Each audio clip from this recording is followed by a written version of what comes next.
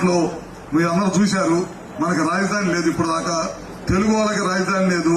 దేశం మొత్తం మీద చాలా రాష్ట్రాలు ఉన్నాయి, అందరికి ఒక రాజధాని ఉంది, మనకు ఒక్కడికే రాజధాని లేదు.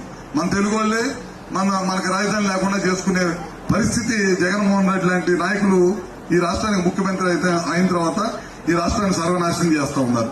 నిన్న మొన్నట్లో మీరు చూసుంటారు, పార్లమెంట్ లో దేశంలో ఉన్న రాజకీయ పార్టీలన్నీ పాపం ఆంధ్ర రాష్ట్ర ప్రజలు విడిపోయి 13 సంవత్సరాలు అయింది, ఇప్పటికీ వాళ్ళకి రాజధాని లేదు, చాలా బాధగా ఉంది అని దేశ ప్రజలందరూ మద్దతు ఇస్తే జగన్మోహన్ రెడ్డి మాత్రం ఏం చెప్పాలో అర్థం కాక వాళ్ళ మనుషులందరూ కూడా బయటకు వెళ్ళిపోయారు. పార్లమెంట్ లోని చాలా మంది నవ్వారు మిగతా రాష్ట్రాలు, మీకు రాజధాని కడతానంటే మీ తెలుగు వాళ్ళు మీ పార్టీ వాళ్ళు మద్దతు ఇవ్వకుండా బయటకు వెళ్తాం ఏందని చెప్పి నవ్వారు.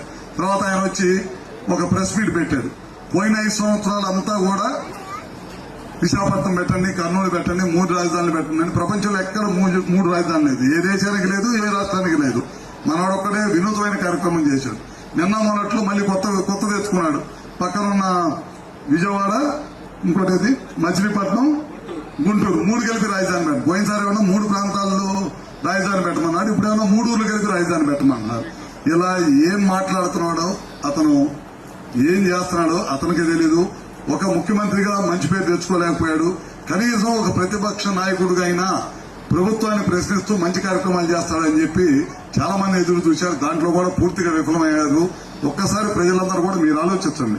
మేము చెప్పామని కూడా మాకు ఓట్లేదు.